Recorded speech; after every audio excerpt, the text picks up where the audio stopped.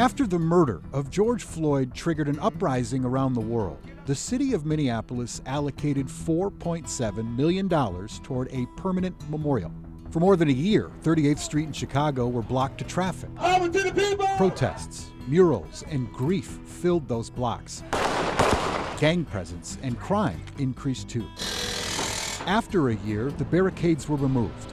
In 2024, Public Works presented 3 options in community meetings for how to permanently memorialize Floyd's death in that block.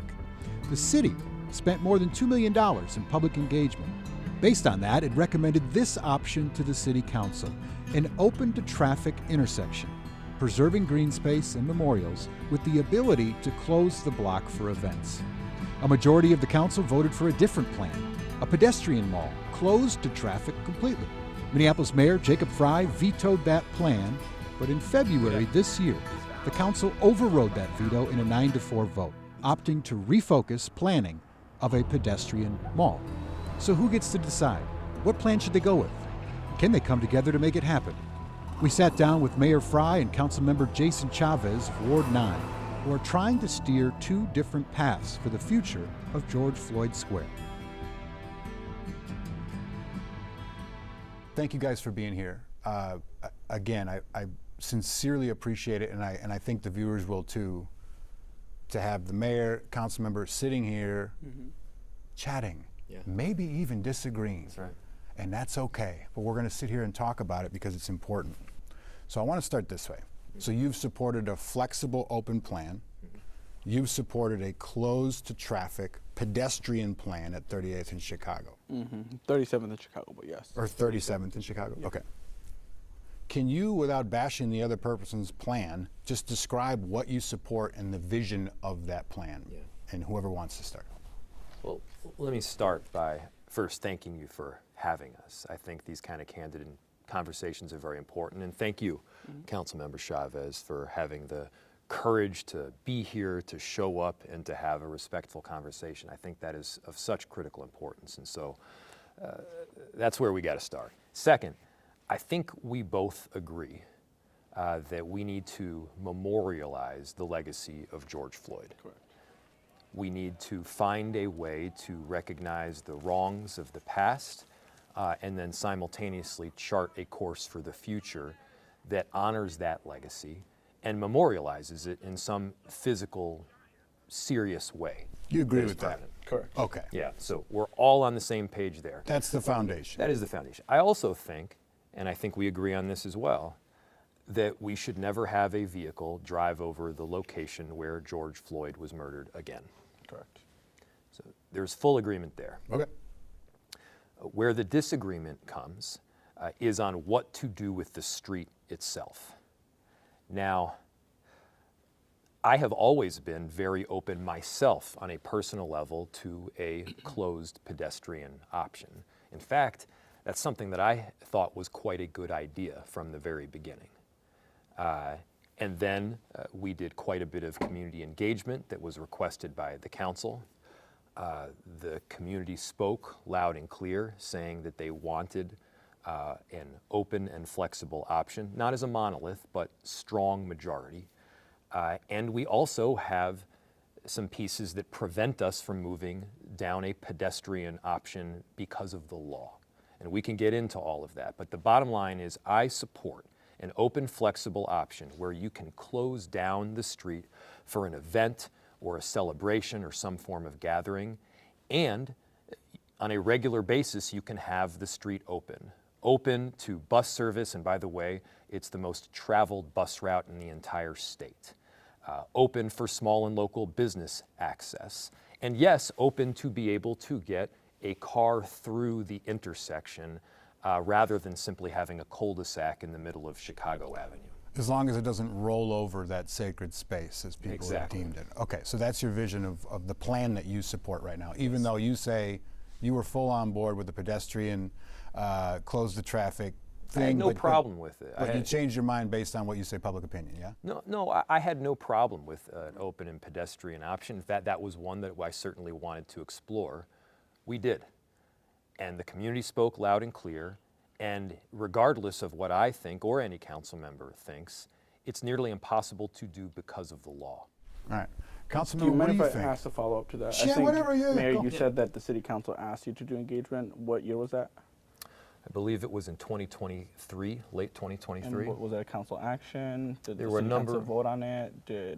I don't remember. I think you're confusing that with the third precinct engagement, where we asked you to do engagement, and I've heard you say that multiple times in the media, but I don't recall ever voting on action to have you do engagement. If I remember correctly, George Floyd was murdered in the summer of 2020, in May 2020, and it took your administration up until November 21st, 2024 to ask the city council to approve your option. So you took years to present the option to the city council. No. But the city council never voted on engagement that you're talking about. Our administration was asked numerous times by many members of the city council to figure out what the community ultimately Correct. wanted. We were asked multiple times for purposes of how the street looks and for purposes of what we ultimately do with the gas station, the For sure. Correct. People's Way that we presently own. Sorry. so- What were you asking there, though? You're asking if you ever were involved in like formally requesting community response on this? Well, for me, I'm hearing that the city council requested the engagement, Yeah. right? Like, did individual council members ask that, or was it the city council saying you need to go do engagement? I agree with doing engagement, but I just keep hearing this over and over, and I wanted to get clarification all right. on what that means. Let's come Now, back. okay, If you don't mind, we'll come back for to sure. that one because I just want to get a clear idea first of what your vision is and 9 other council members who voted with you Definitely. Of sort of how you see that block. Definitely. So, I mean, there's actually many different opinions on the city council Yeah. to begin with, right? Additionally, like, many members wanted to see a pedestrian plaza. There was even members like Councilmember Koski that voted with Mayor Frey on the open flexible option. But when she realized that the votes weren't there, she said, well, we need to move forward. So let's support pedestrian plaza because that's the only viable option at this point. Now, what I'll tell you right now is that I do support the pedestrian plaza concept. That is an option, one of the 3 options that was presented by Public Works on November 21st. They presented open flexible, pedestrian plaza, and then a transit mall.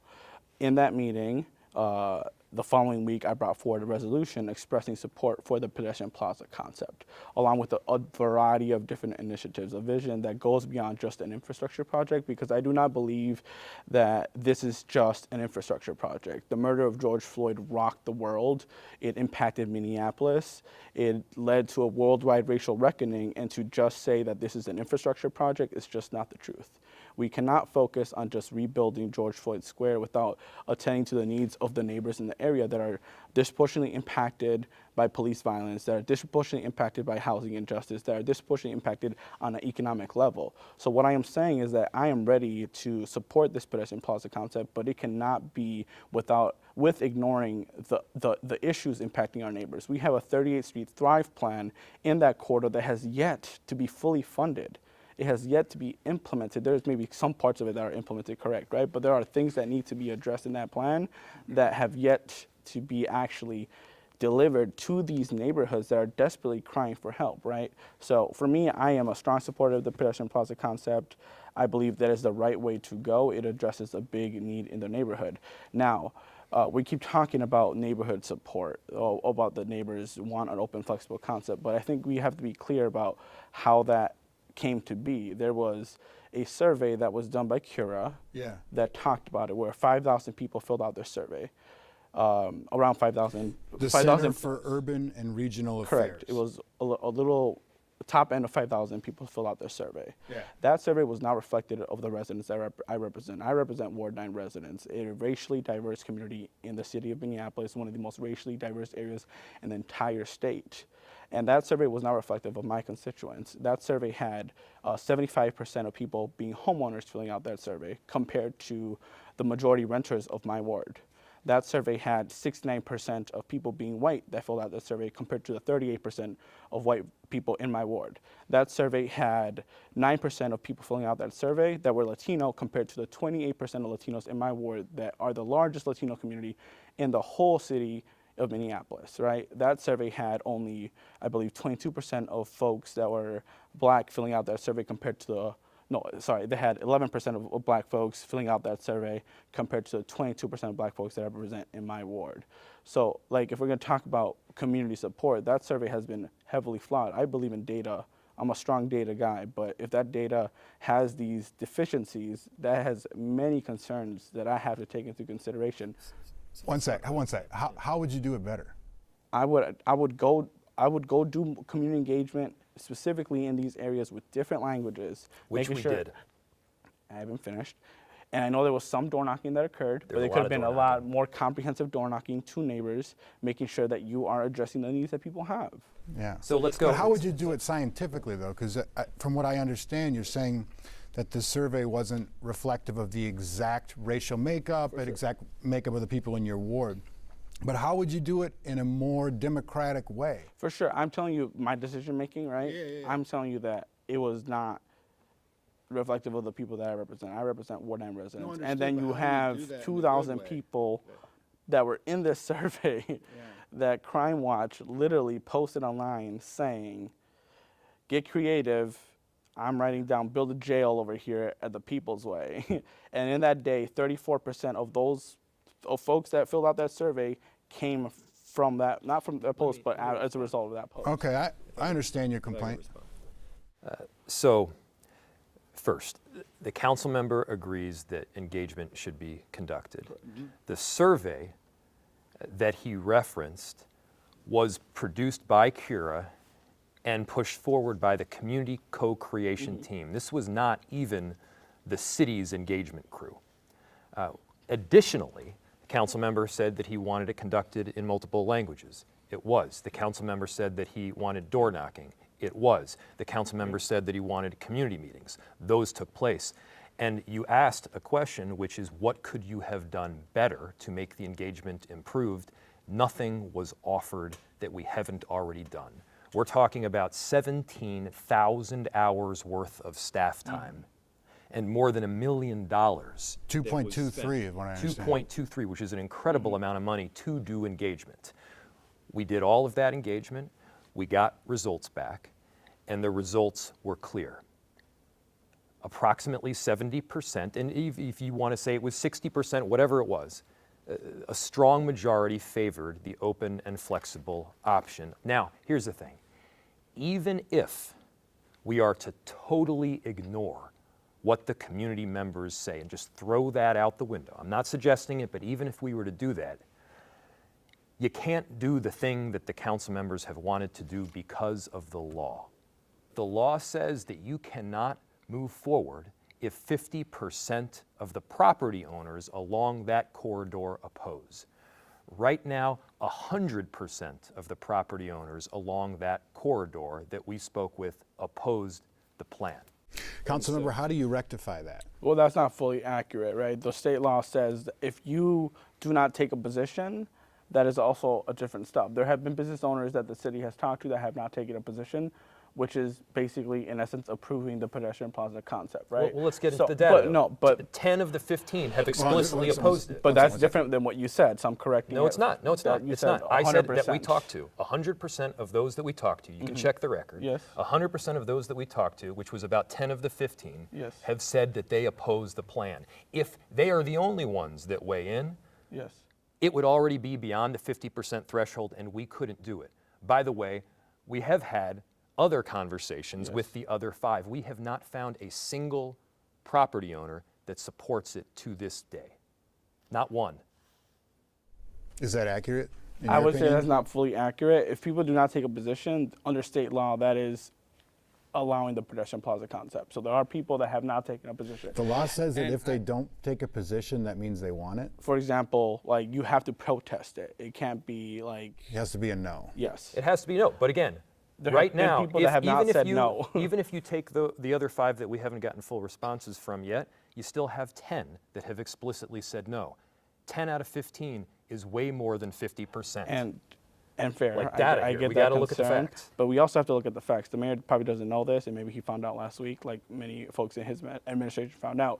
His own plan requires a pedestrian mall ordinance as well. His own plan requires following state law. His own plan requires the findings of facts. And it was told by the city attorney's office. Yes, it does. The city attorney's office told us this in the Climate and Infrastructure Committee, and your administration didn't know about this until probably recently or right now. But your own plan requires the legislative directive that you vetoed to find the findings of facts for your own plan. So that's not true. Hang on a second. The city attorneys told us this That's in not committee. true. We actually looked into this. Okay, well, the city attorneys told us We this looked in into committee, this. and it would be great for that correction So, to be issued. can we get to the first point though, because it still hasn't been addressed, Which is this: way more than 50% have already said, as of right now, that they oppose the plan. Okay. Way more than 50%. How do you move forward, given that state law will not allow a pedestrian mall if more than 50% of the property owners oppose? If you're talking about the whole 37th in Chicago, you are correct. Majority of folks maybe protested that already, or signifying that they're going to protest it, and we can't do the entire 37th in Chicago.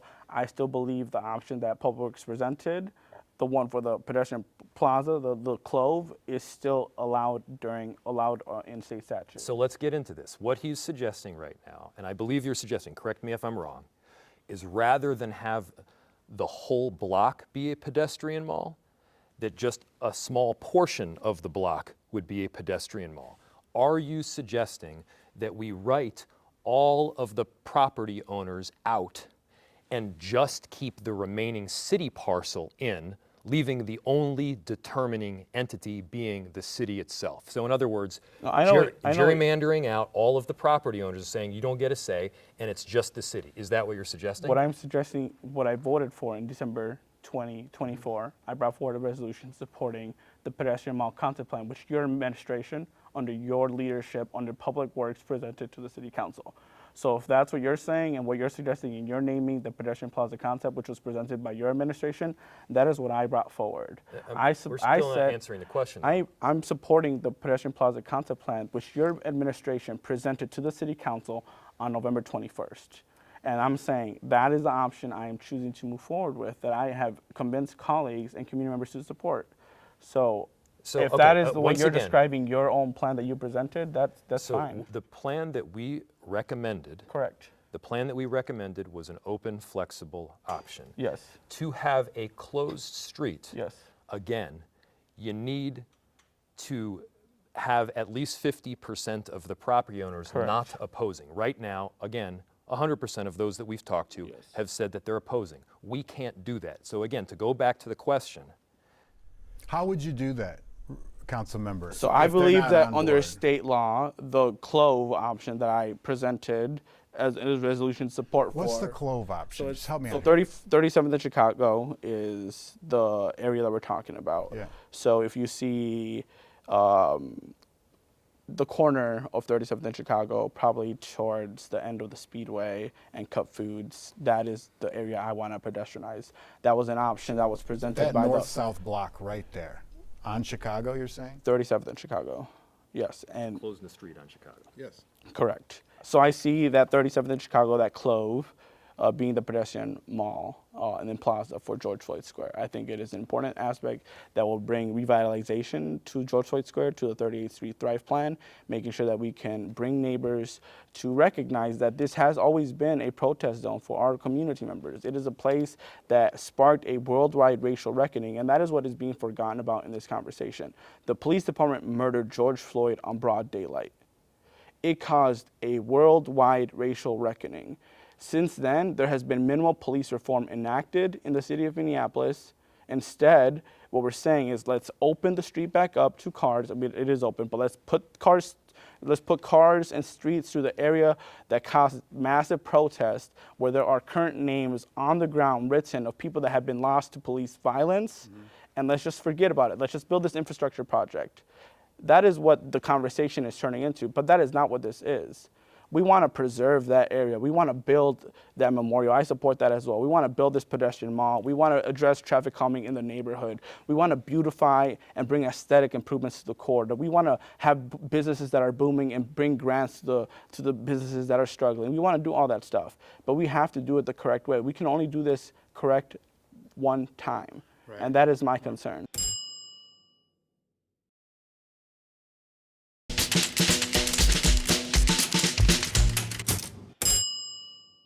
So But we still you haven't answered sound the like you question. said everything that you agree with pretty much everything. I he agree said, with all you just said. Well, who are you Yeah. saying with we? Because according to the data, we is the other plan, right? So I can dive deep into the survey again. I told you. You think it's flawed?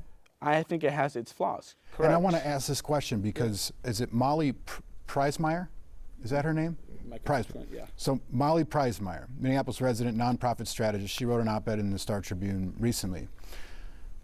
In this op-ed, she claims that Mayor Frey cooked the research. She says the data of your survey was flawed, as you say. She said the races of the respondents didn't reflect the demographics of the area, which you echoed. She said it included external influence. She said and claims that you intentionally silenced community voices.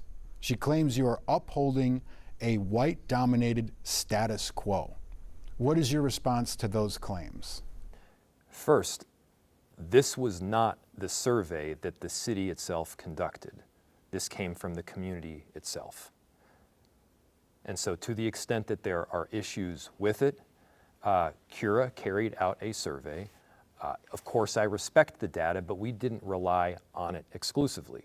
We went out and did 17,000 hours worth of staff time. We door knocked. We had community meetings. We did more engagement and outreach on this particular project than arguably any project that we've ever done before.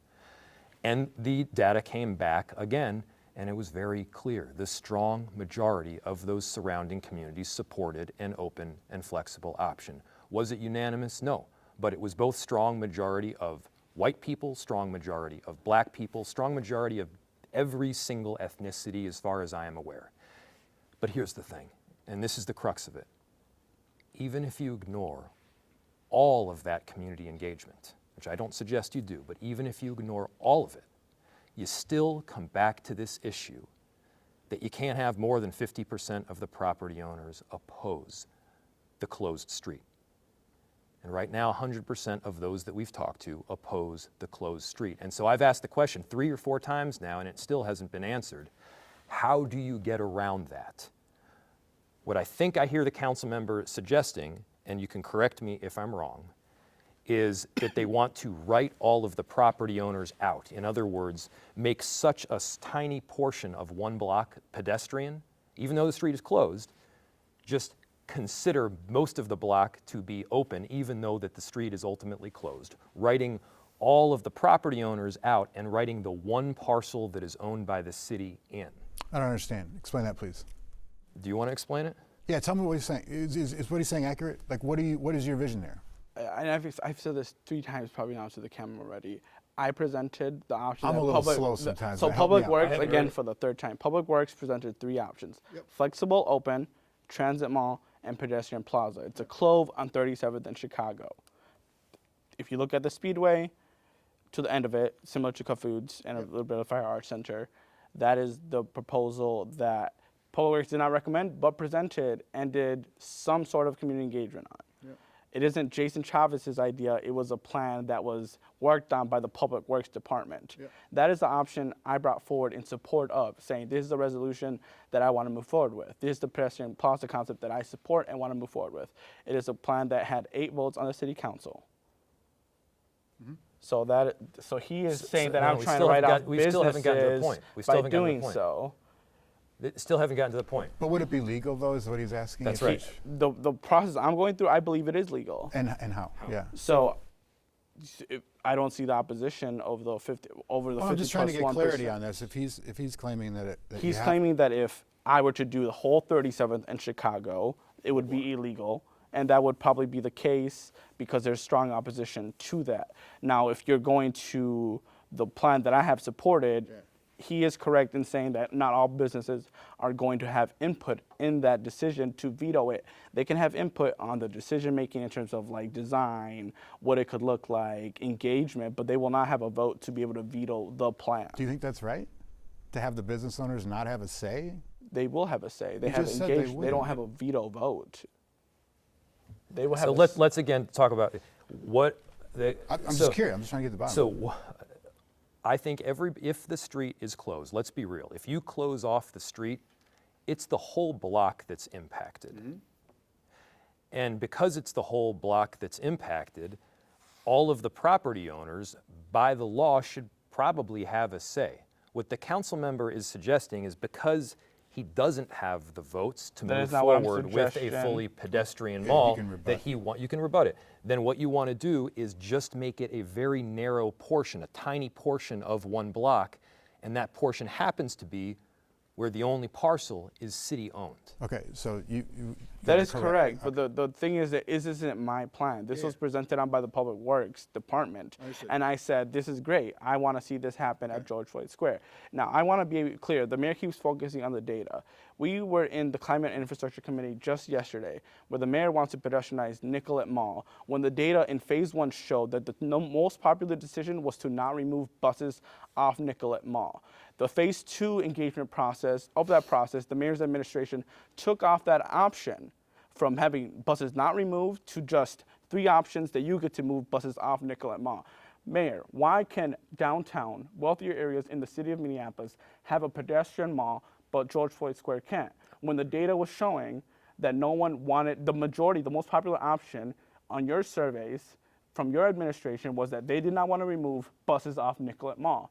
And yet, in phase 2, your administration decided to get rid of the most popular decision, which was don't remove buses off Nicollet Mall, and move forward with you're going to remove buses off Nicollet Mall. Here are the 3 options. Where do you want to move it to? So if you're talking about data over here, why are you being a hypocrite? Okay. All right, that's a fair question, though. So Nicollet Mall is already designated and can be a pedestrian mall by state law. Again, I had no problem with a pedestrian mall. I have no problem with the pedestrian mall. But there are 2 pieces of data that I was very much looking at. One was, of course, the community engagement that was conducted. But the second, and this question still hasn't been answered yet, is the state law. How do you get around the fact that well over 50% of the property owners outwardly oppose the plan to shut down Chicago Avenue? It's not my opinion. This has nothing to do with my approach or preference. It's the law. And so how do you get around that? Here's the thing. People want to see forward progress. They want to move forward. It's been 5 years. This further delay and then delay again and then delay again that we're seeing from the city council will extend this years. And so rather than go down a route that we can't accomplish, not because of me, but because of the law, let's take a step forward to do the thing that we can actually do now. Again, we still have not hit on the crux of it because the question has not been answered yet. How do you get around the fact that way over 50% of the property owners oppose the shutting down of the street? And I told you already, the pedestrian plaza concept plan that I support, I believe will be allowed under state law. How? I just told you. Well, I need to understand this as a journalist and as a viewer. He was claiming that these property owners under the plan that that you support would not have a sort of a legal vote or a say in this. Is that accurate? No, Cup Foods and Fire Arts Center would have a vote. So 2 properties would have a vote? Correct. And the other properties that are just adjacent to it or right near it would not? Super America, the city. But they would not have a vote? Our city or?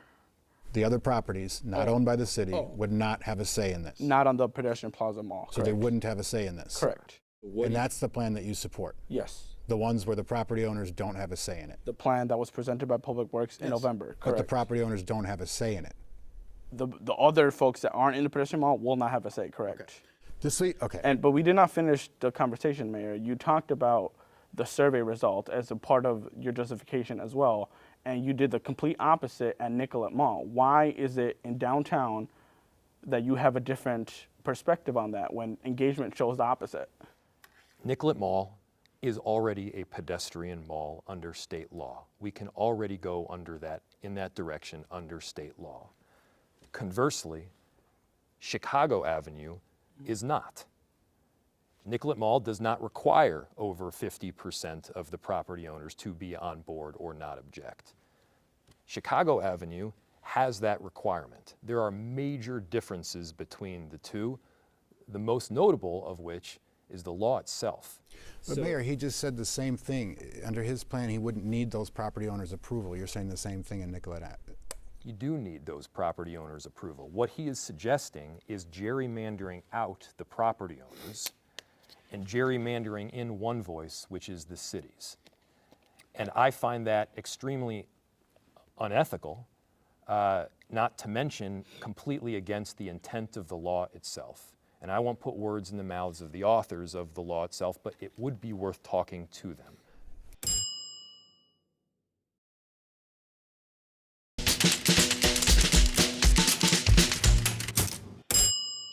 What are you willing to concede in order to get this done for people? Again, the great pie in the sky is the unity of people of Minneapolis, right? And this shared burden that people of color felt for a long time in that neighborhood. You talk about mental health infrastructure. You talk about building this economy up in that area. What are you willing to concede in order to achieve this? We all agree that this is the direction we need to go. So what does it matter if it's closed, semi-closed, closed sometimes? I mean, everybody kind of wants the same thing, right? That's right. Am I wrong? Correct. Okay, so how do we get there? What are you willing to concede? How do you make an option that everyone's like, maybe not like, heck yeah, but okay, cool, let's keep going? So I've been very clear that I would like to see that street have the ability to be shut down. Over the last several years, there's only been a few instances when a request to shut the street down occurred. And I think we can do that far more often. So let's find a way to make sure that we can have community gatherings and festivals and events and healing spaces, all the while having the ability to raise the gate and allow the most trafficked bus service in the entire state continue. What are you against that plan for? I feel like that in part erases what happened here in the summer of 2020. How so? So in the summer of 2020, as I mentioned earlier, the Minneapolis Police Department murdered George Floyd. Yeah. That area was a sign of protest. It was an area that created a worldwide racial reckoning that community members use that space to hold down. To me, it's a sacred space, and it always will be. So traffic moving through there will desecrate it. That's And kind of traffic already moves through there, correct? Yeah, right. But in my opinion, I believe that a pedestrian plaza would honor that sacred space more than any other plan. So I think we're getting to the heart of this. Traffic, it's really whether you want cars to roll over that space or not, right? Yes. And why does that matter so much? Because it's sacred space. In my opinion, yes. That's the heart of this. But there is stuff that me and the mayor agree on, and despite how much we're arguing here, we both can probably, and I think we both agree on, that we want to see that area become beautiful. That area wants to see it. We want to see it clean, beautiful. That's right. We want to see investment on the 38th Street Thrive corridor. That area, a big important black corridor, in my opinion, to the community. We want to see investment in that area. We do want to see these businesses not struggle. We want to support them. Like, there is stuff that we do agree on. What did the business owners say about a closed pedestrian mall there? And why would that hurt their business? One would assume maybe it would help. We've talked with many of them, and by and large, the property owners and business owners do not support closing the street permanently. Why? Yeah, why? I don't want to put words in their mouth, but generally it's access to their business. It's making sure that people can get in, that traffic can run through, that they have the ability to not just have a permanently closed off street. And I'll say, we did have a closed off street for quite a long time. And we are literally getting sued because they lost so much revenue and they weren't able to get people to their business on a regular basis.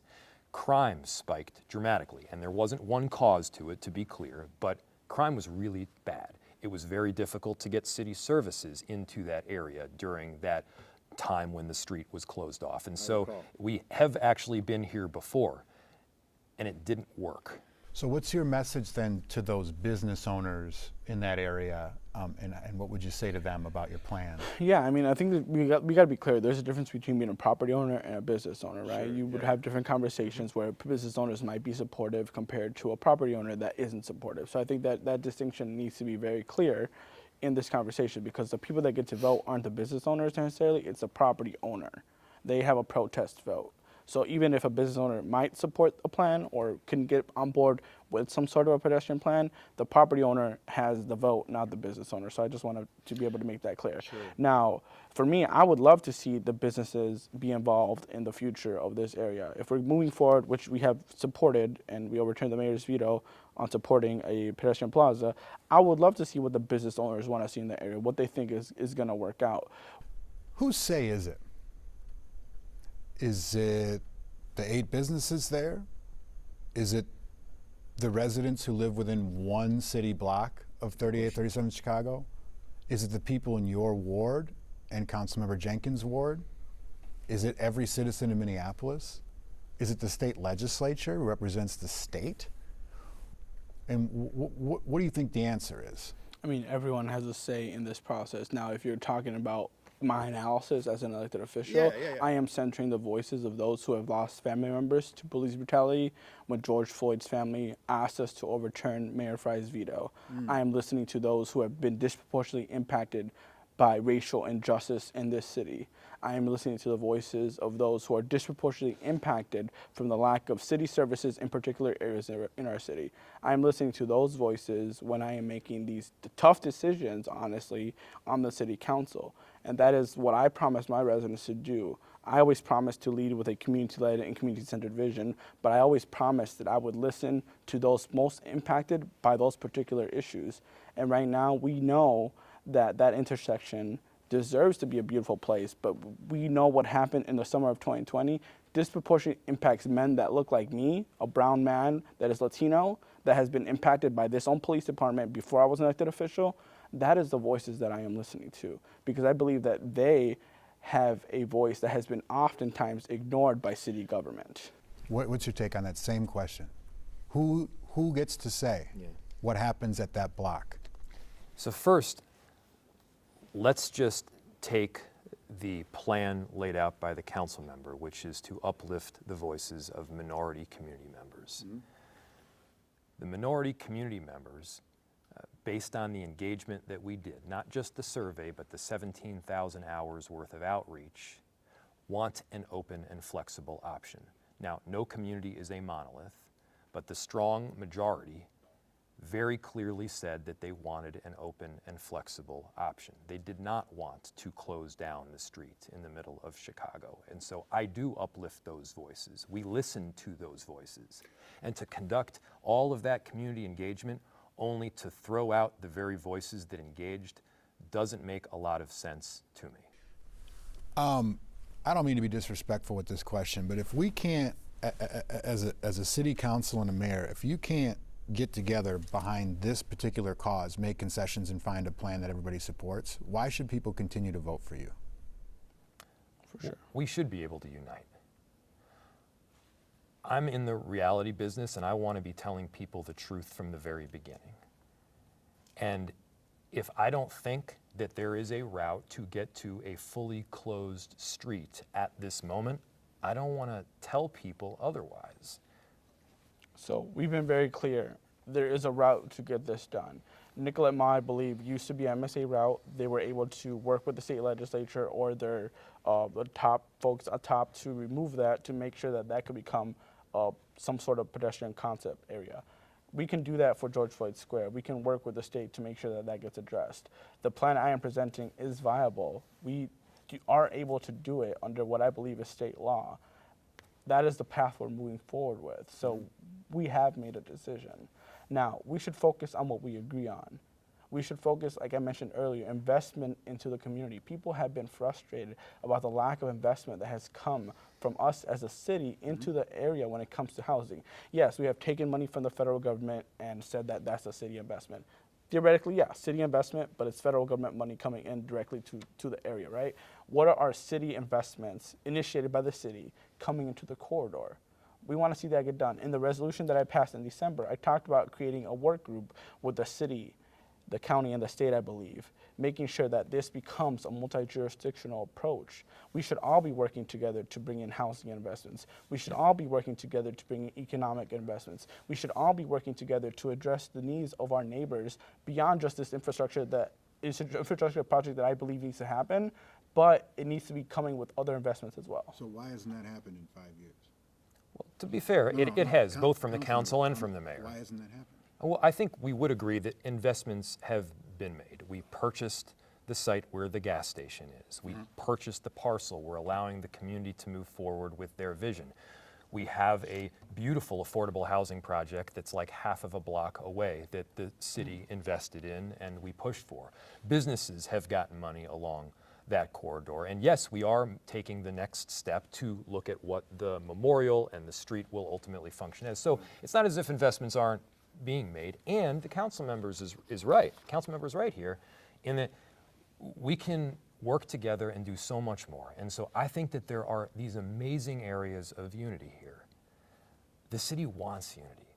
The city wants us to work together. The residents need us to be able to work together. And I fully support that. And so on the areas where we agree, absolutely. Let's move forward full throttle. On the areas we don't, again, this is not about my opinion or my opposition to a particular plan. It really isn't. You're worried about the legality. I'm just worried about the legality. What kind of commitment can you make right now to give people some hope that we're going this way? Yeah, I mean, I think while at times this conversation could have got heated, there is a lot of agreement here. And I think the next step is for our teams are right here watching, is to actually sit down and talk about it and see what can we both agree on that deserves to move forward for George Floyd Square. And I think we talked about housing, we talked about supporting businesses, we talked about economic development. I think we can both agree that there is many things that there is shared alignment with. Let's move forward. Let's show our community that even if we don't agree on 5% of the things on the city council and that the mayor does, or some data similar to that, there are things we agree with. Let's move forward on it. Well said. Your commitment? Good? Well said. Yep. Hey, thank you guys so much for being here. We got to end this because we got to do some things. Went over. Went over, but no, thank you. It means a lot.